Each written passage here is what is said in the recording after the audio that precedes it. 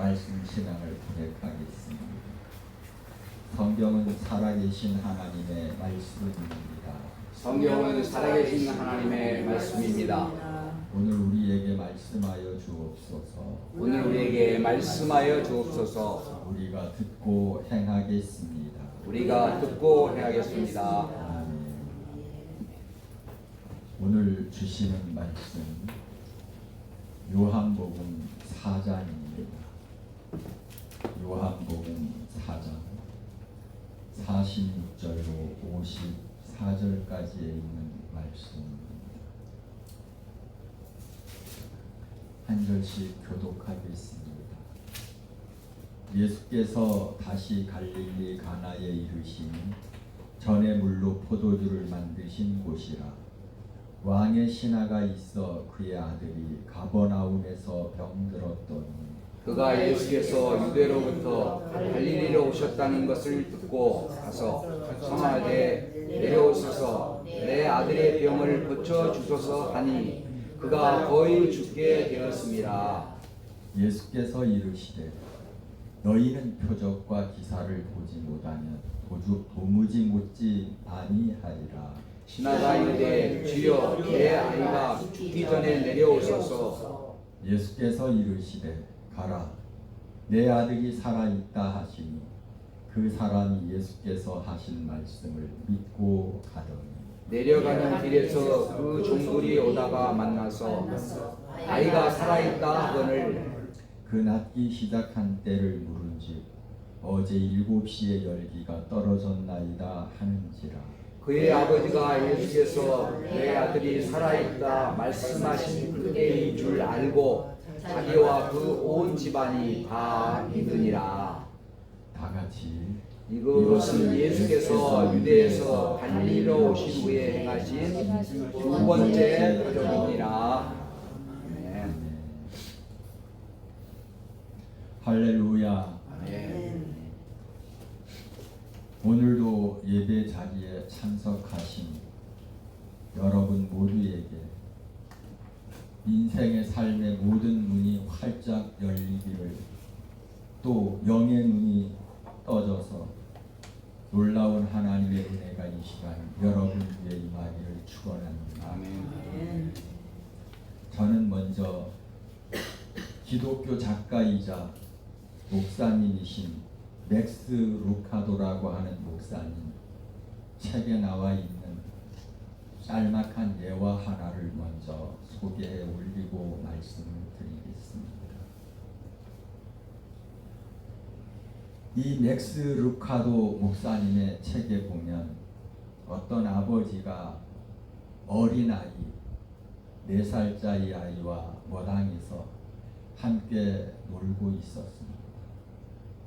한참 신나게 아빠와 아들이 이야기도 하고 그렇게 재미있게 노는데 아이가 갑자기 마당 한쪽 구석에 가더니 커다란 돌덩이 하나를 집으려고 하는데 그 아이에게는 그 돌이 커서 움직일 수가 없었어요.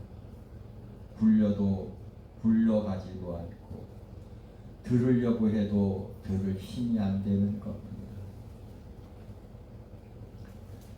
자기 힘으로 온갖 힘을 다 해서 그 돌을 옮기려고 애를 기를 쓰다가 이 아이가 하고 울어요. 아빠, 나는 안 돼요. 내 힘을 다 쏟아 부었는데도 이 돌 하나 옮길 수 없어요. 그렇게 말을 했어요. 그러니까 아빠가 가까이 다가와서 그의 머리를 쓰다듬으면서 이렇게 말했습니다. 아들아, 너는 너가 가지고 있는 힘을 아직 다 쓴 것이 아니야. 그랬더니 아들이 억울하다는 듯이 더 크게 울어요. 아빠, 나는 정말로 최선을 다해서 나의 힘을 다 해서 이 돌을 옮기려고 했는데 옮길 수가 없었어 아빠. 그러면서 아빠를 바라보는 거예요. 이때 아빠는 웃으면서 이 아이에게 이렇게 말을 합니다. 아니야, 너는 아직 아빠 찬스를 사용하지 않았어. 너는 아빠의 힘을 쓸 수 있어. 그런데 너는 아빠 도와주세요. 이 돌을 어디로 옮겨주세요. 말 한마디만 하면 되는데 너는 아빠를 찬스를 사용하지 않은 거야. 이렇게 아빠가 아들에게 하는 이야기가 책에 기록되어 있어요. 그것을 보면서 충격을 받습니다. 아, 그렇구나.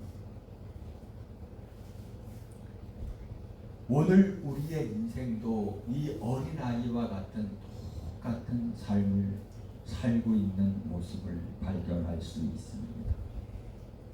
살다 보면 나의 힘과 나의 노력, 나의 경험과 나의 지식으로, 내가 가진 돈으로 다 쥐어짜고 다 해봐도 도저히 옮길 수 없는 돈이 있다는 사실입니다. 우리 인생에 그 나의 가진 모든 것을 다 쏟아 부어도 해결할 수 없는 문제가 반드시 있다는 거예요. 우리 인생이 살아가다 보면 그런 문제를 한두 가지쯤 누구나 만나는 것입니다. 특히 그것이 자녀의 문제이거나 생사가 달려있는 문제라고 한다면 부모로서 또 한 인간으로서 얼마나 절망스럽고 낙심스럽겠습니까?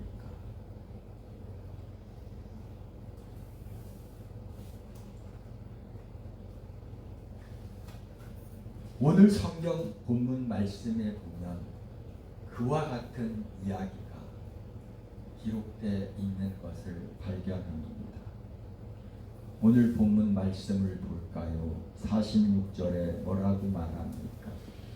예수께서 다시 갈릴리 가나에 이르시니 전에 물로 포도주를 만드신 곳이라. 왕의 신하가 있어 그의 아들이 가버나움에서 병들었더니 47절입니다. 그가 예수께서 유대로부터 갈릴리로 오셨다는 것을 듣고 가서 청하되 내려오셔서 내 아들의 병을 고쳐주소서 하니 그의 아들이 거의 죽게 되었습니다. 이렇게 말하고 있습니다. 오늘 본문 말씀에 나타나고 있는 이 아이의 아빠는 어떤 사람이었습니까? 왕의 신하였습니다. 왕의 신하는 권력도 가지고 있었습니다. 인맥도 좋았습니다. 아는 사람도 무지 많아요. 돈도 많은 부자였습니다. 이 아버지가 이 아들 문제로 인해서 그 벽 앞에서 자기의 힘으로 해결할 수 없는 그 아들 문제 앞에서 자기는 아무것도 아닌 것을 발견하고 어떻게 합니까? 먼저 오늘 본문 말씀의 배경을 보겠습니다. 오늘 본문 말씀의 장소 배경은 갈릴리 가나에 그랬어요. 갈릴리 가나. 가나는 예수님께서 물로 포도주를 만드신 첫 번째 기적을 행사하신 곳입니다. 그곳에 예수님께서 오신다는 소문을 들었어요. 그 소문이 퍼지자 가버나움에 살고 있는 왕의 신하 가버나움에서 이 가나까지 갈릴리 가나까지의 거리는 34km라고. 34km면 연리예요, 권사님.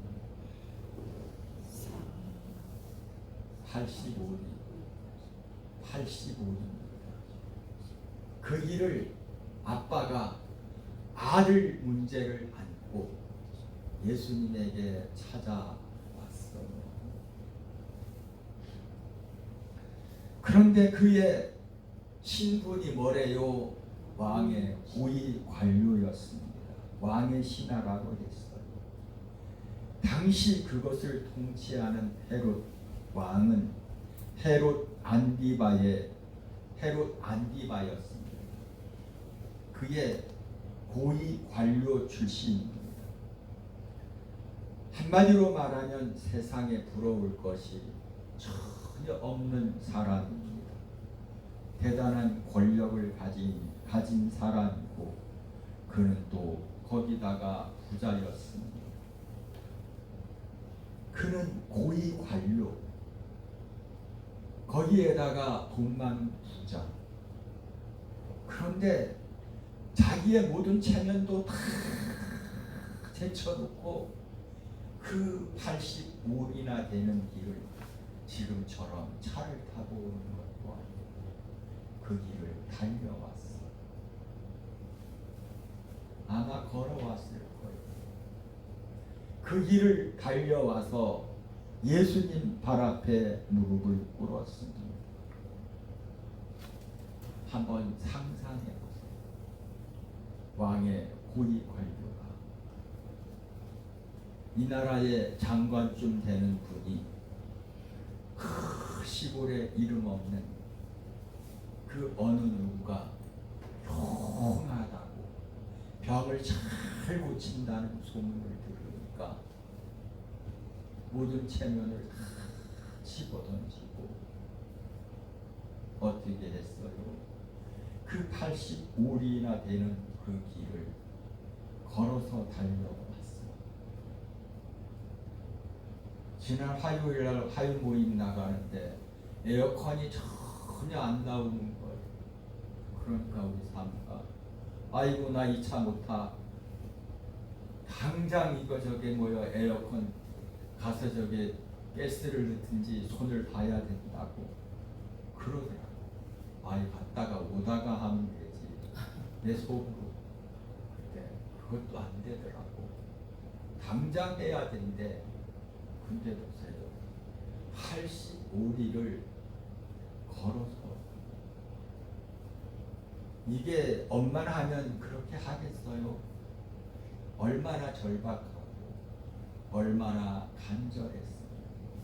그 아들 문제를 안고 예수님에게 와서 무릎을 꿇어요.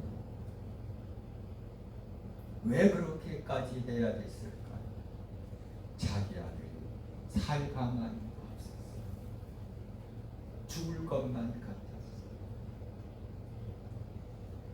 이 왕의 신하 고위 관료가 세상에 의하 좋다는 용하다는 의원은 다 찾아갔을 거예요.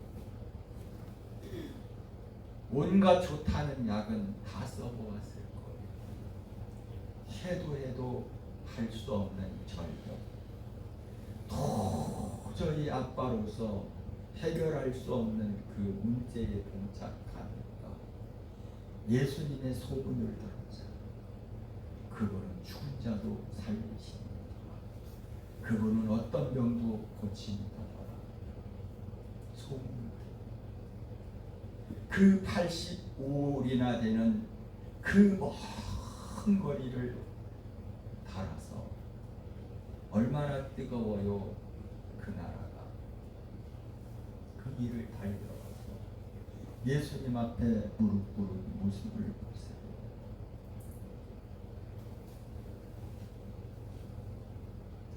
죽어가는 아들을 참아볼 수 없어서 죽어가는 아들을 위해서 아빠로서 할 수 있는 일이 아무것도 없어서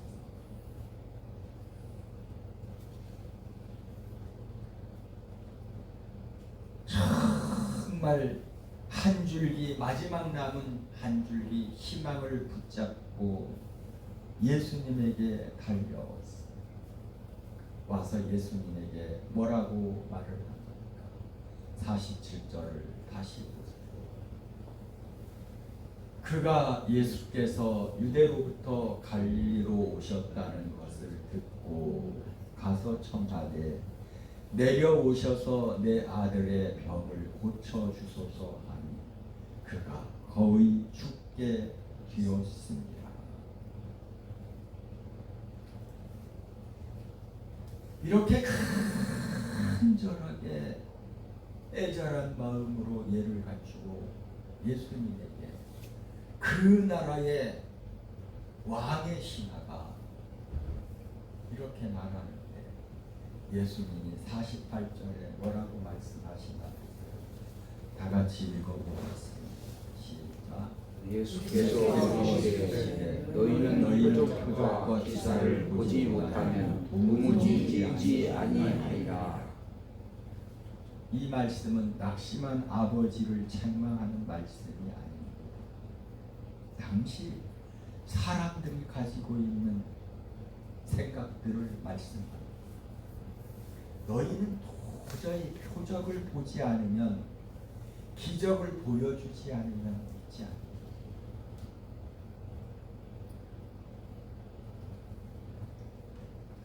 이게 당시 군중들이 가지고 있는 잘못된 그들의 사고방식을 예수님께서 지적하시는 내용입니다. 너희는 눈앞에서 기적이 일어나야만 나를 믿는다. 기적을 일으키는 그 현장을 봐야만, 눈으로 확인을 해야만 나를 믿냐. 기적을 일으키는 것은 내 말씀 자체라는 것을 말씀하고 있습니다. 왜 나의 말을 믿지 못하느냐.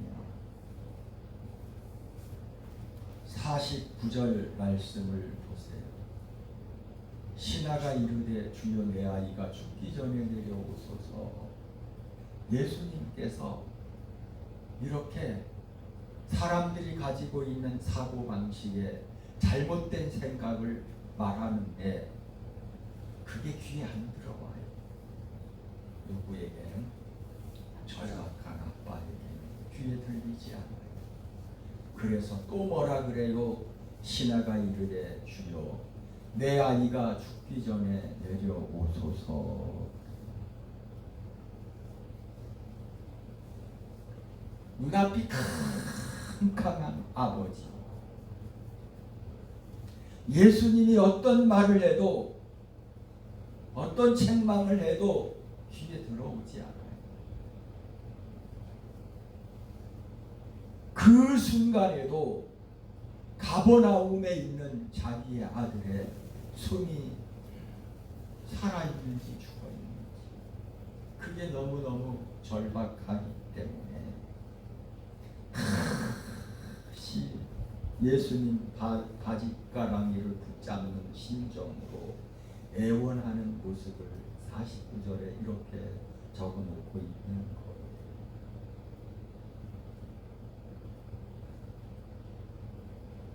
예수님 다른 거는 다 모르겠고 제발 저의 아이가 죽기 전에 제발 빨리 저랑 같이 가서 우리 아들을 위해서 기도 한번 해주시든지 어떻게 살려주세요. 그 말입니다. 여기서 우리는 우리 인생들의 신앙의 한계를 발견합니다. 이 신앙의 한계가 뭐예요? 믿음의 한계.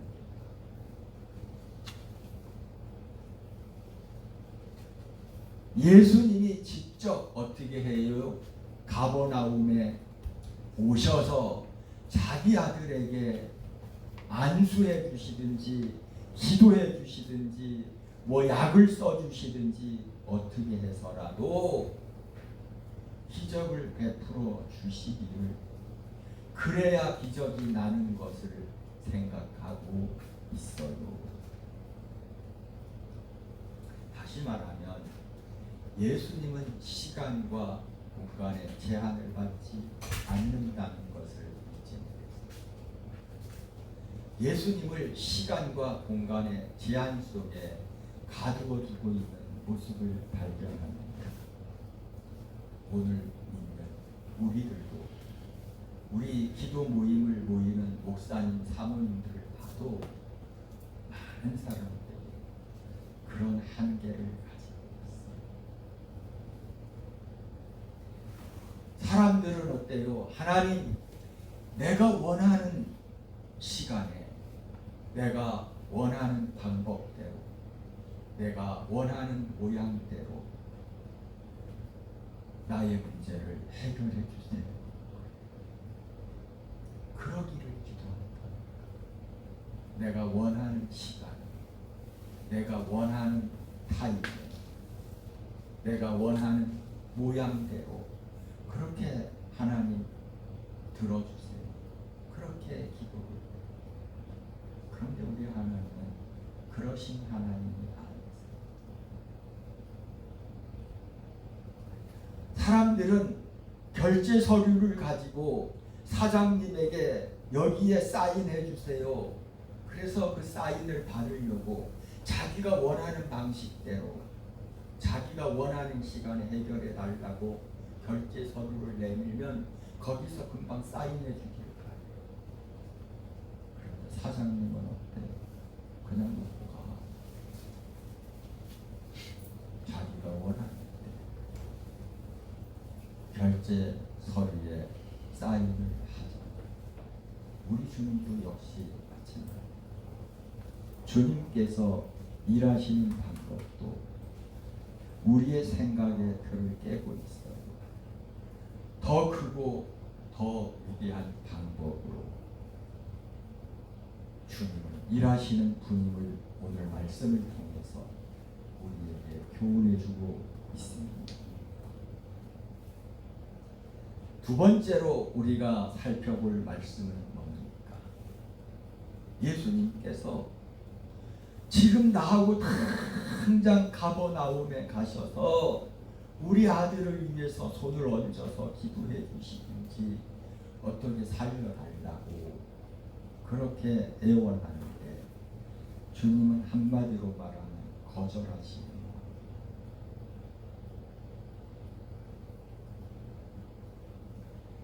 예수님께서 50절에 뭐라고 말씀합니까? 다 같이 시작. 예수께서 이르시되 가라 내 아들이 살아있다 하시니 그 사람이 예수께서 하신 말씀을 믿고 가더니. 오늘 말씀의 제목이 바로 이겁니다. 예수님께서 하신 말씀을 믿고 가더니.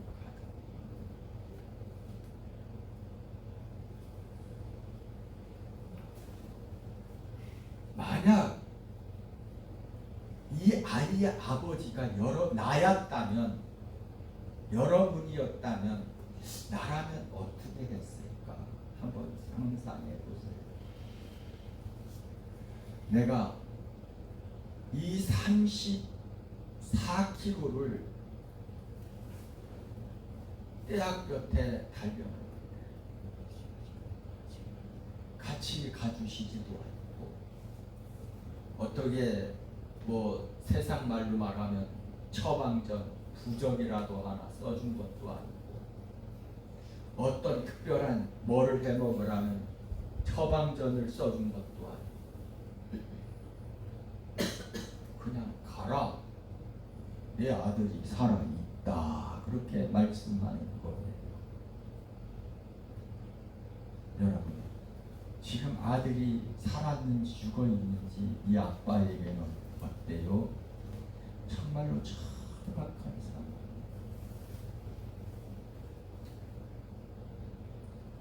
상황. 아니, 사람 놀리는 겁니까? 주님, 내가 그걸 어떻게 믿어? 어떻게 알 수 있어? 여러분은 그러고도 남을 수도 있어요. 그걸 어떻게 믿어? 아들이 살아있는지 죽었는지 지금 어떤 상황인지 모르는데 지금 34km나 멀리 있는 아들인데 가라, 내 아들이 살아있다. 그런데 놀라운 사실은 이 왕의 신앙은 그 말씀을 믿고 갔다는 겁니다. 이것이 진짜 신앙. 여러분, 기적을 눈으로 보여줘서 그 기적을 보고 믿는 건 이건 신앙이 아니고 이건 상식입니다. 이건 어느 누구도 할 수 있어요. 기적이 일어난 것을 보고 아 맞아, 기적이 일어났네, 그거를 믿는 건 뭐예요? 그건 상식이에요. 누구라도 믿을 수 있어요. 그런데 진정한 신앙은 뭐라고? 말씀을 믿고 가는 겁니다.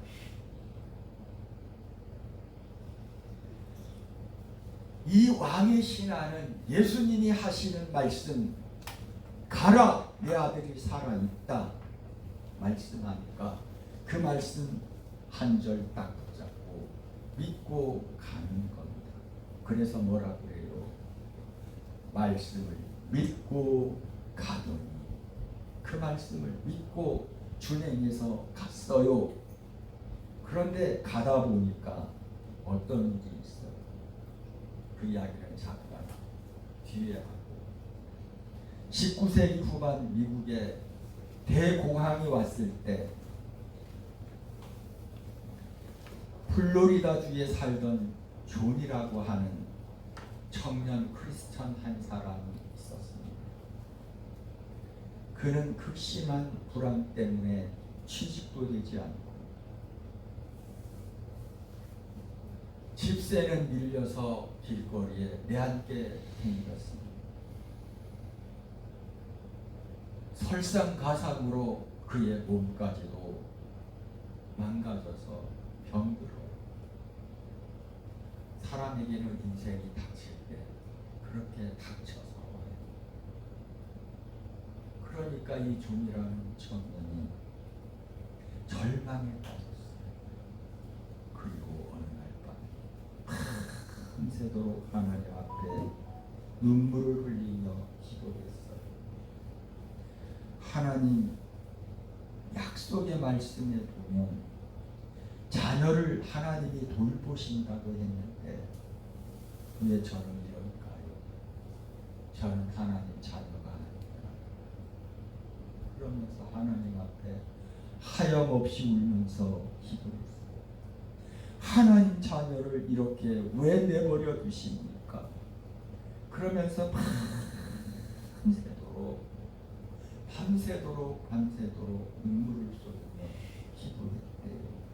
그랬더니 새벽에 세미한 주님의 음성이 들려왔어요. 그 음성이 뭐였냐면, 존아, 성경책을 펴서 읽어라. 신명기 28장 12절을 봐라.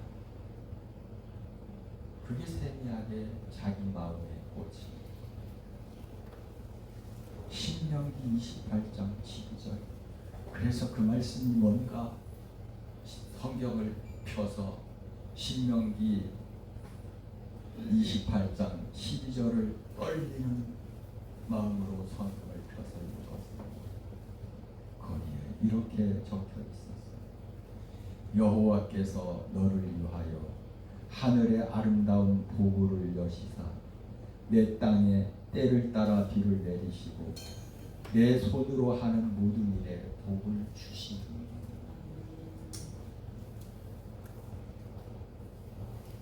너를 위하여 하늘의 아름다운 보고를 여시사 내 땅에 때를 따라 비를 내리시고 내 손으로 하는 모든 일에 복을 주시니. 그 말씀을 하나님이 읽으라고 할 거예요. 눈앞의 현실은 여전히 차가운 밤바다는 냉바닥입니다. 통장에는 빵을 돈 가진 거 이론도 없어요. 환경은 바뀐 게 아무것도 없어요. 그날 밤 기도했다고 달라진 거 아무것도 없었어요. 하지만 존의 마음을 붙잡고 존이 일어나기로 결심한 것은 바로 그 말씀이었어요. 하나님이 하늘 보고를 여신다고 약속하셨습니다. 하늘의 보고를 열어주신다고 했으니 내가 그 말씀 붙잡고 살리라. 그렇게 결심하고 그 말씀을 믿고 살기로 결심했어요. 그래서 자기의 지금 처지를 한탄하고 원망하지 않고 그 자리에서 벌떡 일어나서 밖으로 뛰어나가 다시 일자리를 찾기 시작했어요. 물론 수많은 실패와 고난의 시간도 있었지만 그는 낙심이 올 때마다 하나님이 주신 신명기 28장 12절의 말씀을 붙잡아 그 말씀 한 절 인생의 삶으로 붙잡고 그는 도전했어요. 훗날 이 청년은 플로리다주에 가장 큰 오렌지 농장의 농장주가 되었습니다. 거부가 됐어요. 이마디로 말하면 최고 큰 농장까지 거부가 됐어요. 그래서 많은 사람들을 그가 도와주는 그런 일을 하게 됩니다. 그분이 노년이 되었을 때 이 말씀을 하신 거예요. 내가 정말로 절박했을 때 하나님이 기도했을 때 하나님이 나를 살린 것은 성경 말씀 한 절입니다.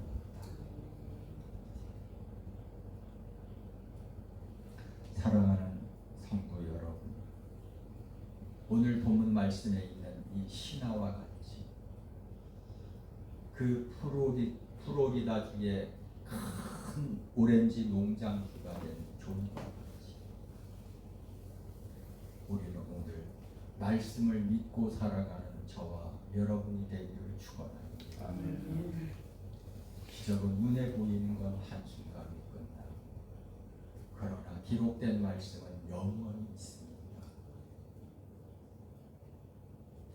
현실은 여전히 답답하고 자녀에게 문제는 있고 건강은 연약할지라도 내가 너를 도우리라. 내가 너를 도와주리라. 내가 너와 함께하리라. 내가 너를 축복하리라. 주님이 주시는 그 어떤 말씀인지 그 말씀 붙잡고 인생을 도전하십시오. 오늘 본문 말씀에 이 왕의 신하가 그 말씀 한 절 붙잡고 집으로 가다가 어떤 일이 일어납니까? 가다 보니까 자기 집에서 신하들이 종들이 오고 있었어요. 그들이 밝은 목소리로 외치는 겁니다. 51절을 볼까요? 내려가는 길에서 그 종들이 오다가 만나서 아이가 살아있다 하고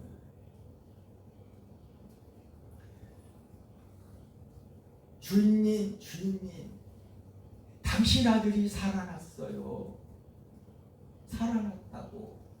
그러면서 그 기쁜 소식을 이 왕의 신하에게 전하기 위해서 종들이 지금 달려오고 있었던 거예요. 중간에서 딱 만났어요. 그래서 52절을 봅니다. 그 낫기 시작한 때를 물은즉 어제 7시에 열기가 떨어졌나이다 하는지라.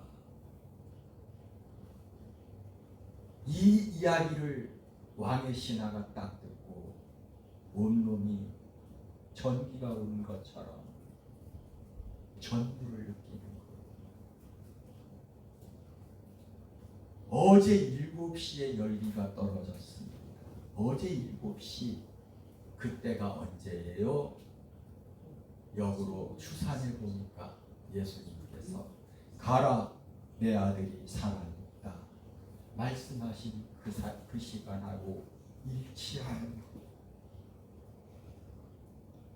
여기에서 전율을 느낀 거예요. 소름이 돋는 거예요. 주님 말씀이 그 시간에 했는데 그 시간에 32km 밖에 있는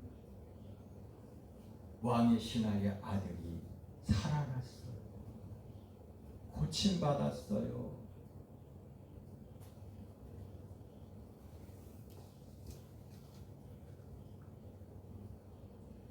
우리 예수님께서는 우리 전능하신 하나님은 시 공간을 초월해서 역사하십니다. 우리가 주님의 말씀을 믿고 신뢰하기 시작할 때 내가 못하는 나는 보지 못하지만 그 말씀을 믿고 우리가 갈 때 하나님은 일하시기 시작합니다. 하나님이 말씀하셨어도 저와 여러분이 믿지 않으면 아무 일도 보지 못해요. 믿고 가도 중요한 건 오늘 말씀의 핵심인 거예요. 믿고 갔다. 하나님이 하신 그 말씀을 믿고 갔다. 믿고 가면 역사가 나타나요.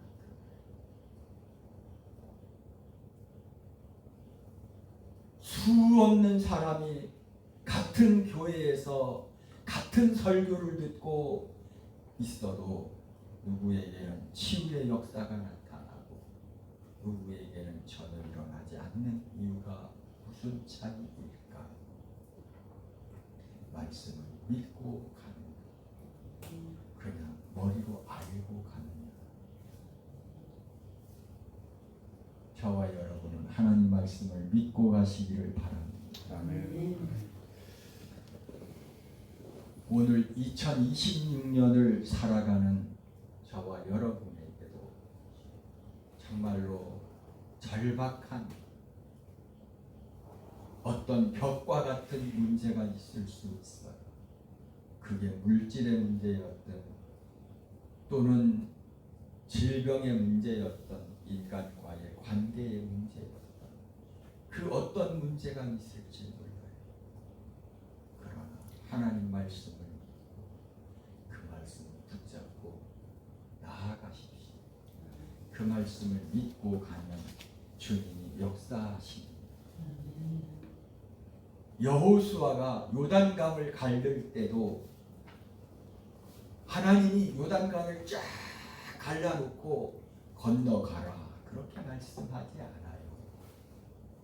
어떻게 할 때 제사장들이 법궤를 메고 그 요단강물이 철철 흐르지만 믿고 그들이 들어갔을 때 발걸음을 옮겼을 때 요단강이 갈라졌어요. 하나님의 성경을 보면 다 그렇게 되어 있어요. 믿음이 없는 곳에는 아무 일도 일어나지 않았어요. 오늘 말씀처럼 오늘 우리는 하나님이 주신 그 약속의 말씀을 믿고 간 신앙을 가진 왕의 신하와 같이 하나님 말씀을 믿고 살아가는 저와 모두가 되시기를 축원합니다. 기도하겠습니다. 사랑의 우리 아버지 하나님, 우리 인생의 무거운 고난과 위기 앞에서 나의 힘과 노력만 의지하다가 절망하고 낙심했던 우리의 믿음 없음을 용서해 주옵소서. 눈앞에 당장 기적이 보이지 않고 귀에 아무 소리 들리지 않아도 오직 주님이 주신 약속의 말씀을 전적으로 신뢰하고 믿고 나아갈 때 왕의 신하와 같은 그와 같은 참된 믿음의 삶을 살아가는 우리 모두가 되게 해 주시옵소서.